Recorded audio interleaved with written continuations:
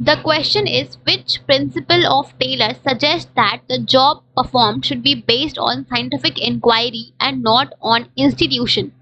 तो यहाँ पे हमसे क्वेश्चन क्या पूछ रहा है, क्वेश्चन हमसे ये पूछ रहा है कि इनमें से कौन सा प्रिंसिपल टेलर का हमें ये बोलता है कि हम जो भी जॉब या जो भी टास्क को परफॉर्म कर रहे हैं वो हमारा साइंटिफिक इंक्वायरी मतलब साइंटिफिक स्टडी और एनालिसिस पे बेस्ड होना चाहिए, ना कि मैनेजर के इंस्टीट्यूशन पे,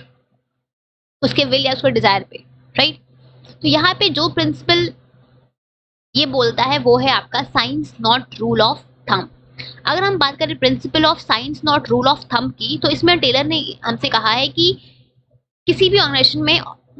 एफिशिएंसी को मैक्सिमाइज करने का सिर्फ और सिर्फ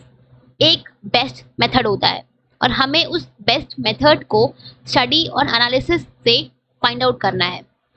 अब हमें स्टडी और एनालिसिस मतलब कि हमें उस बेस्ट मेथड को साइंटिफिकली फाइंड आउट करना है, मतलब कि हमें जो भी हमारे ट्रेडिशनल मेथड्स थे हमें उन्हें इन्वेस्टिगेट करना है वर्क स्टडी के थ्रू, राइट, कि कौन सा मेथड सही है, अच्छा है, क्या है, और उस उनमें जो बेस्ट प्रैक्टिसेस है उनको यूनिफाई करके हमें एक स्टैंडर्ड मेथड डेवलप करना है किसी भी काम को करने का,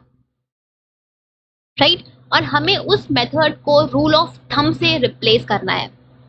मीन्स हमें हिट एंड ट्रायल मेथड को नहीं यूज करना है, हमें यूज करना है साइंटिफिक रिसर्च और एनालिसिस पे बेस्ड या डेवलप्ड मेथड को, राइट। तो इस प्रिंसिपल का बेसिकली इन शॉर्ट समरी यही है कि हमें अपनी एफिशिएंसी को मैक्सिमाइज करने के लिए, टाइम और रिसोर्सेज का वेस्टेज ना हो इस चीज को इंश्योर करने के लिए हमें किसी भी काम को करने का, हर एक छोटे से छोटे काम को करने का किसी भी ऑर्गेनाइजेशन में हमें एक मेथड, वन बेस्ट मेथड को डेवलप करना है और वो आपका scientific research study and analysis पे बेस्ड होना चाहिए।